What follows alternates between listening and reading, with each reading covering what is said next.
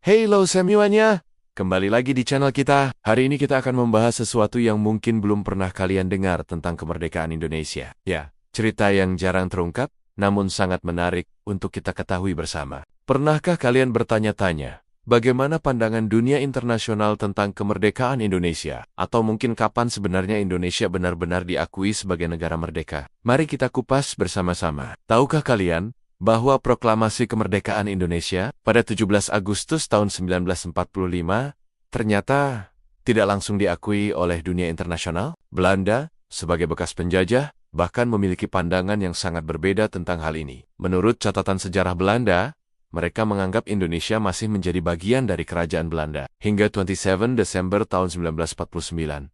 Ini terjadi karena setelah Jepang menyerah, Belanda berusaha kembali menguasai Indonesia melalui berbagai cara, termasuk agresi militer 1 dan 2. Yang lebih menarik lagi, Amerika Serikat awalnya bersikap netral dalam konflik Indonesia-Belanda. Namun, situasi berubah ketika mereka melihat potensi Indonesia jatuh ke tangan komunis. Ini membuat Amerika akhirnya mendukung kemerdekaan Indonesia pada konferensi meja bundar. Inggris juga memiliki peran unik dalam sejarah kemerdekaan kita. Meski mereka datang sebagai sekutu untuk melucuti tentara Jepang, kehadiran mereka justru memicu pertempuran di Surabaya yang kita kenal sebagai peristiwa The 10th of November 1945.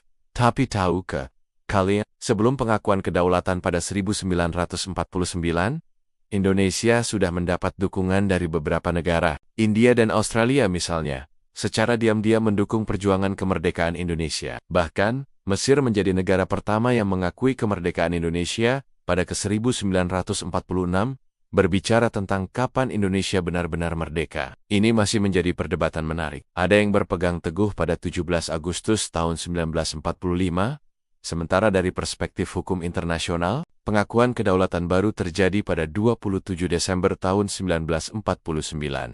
Namun, ada fakta menarik yang jarang diketahui. Pada periode 1945 sampai 1949, Indonesia sudah menjalankan pemerintahan sendiri, memiliki mata uang sendiri Ori Oeng Republik Indonesia, dan bahkan mengirim delegasi ke forum internasional. Ini menunjukkan bahwa secara de facto, Indonesia sudah berfungsi sebagai negara merdeka. Yang mengejutkan, beberapa dokumen Belanda yang baru terungkap belakangan, menunjukkan bahwa sejak awal, beberapa politisi Belanda sebenarnya sudah menyadari bahwa mempertahankan Indonesia adalah hal yang mustahil. Namun, tekanan politik internal membuat mereka tetap melancarkan aksi militer. Satu hal yang patut kita syukuri adalah bagaimana para founding fathers kita mampu mempertahankan NKRI melalui jalur diplomasi dan perjuangan bersenjata. Mereka memahami bahwa kemerdekaan bukan hanya soal proklamasi, tapi juga pengakuan internasional. Dari semua fakta ini, kita bisa belajar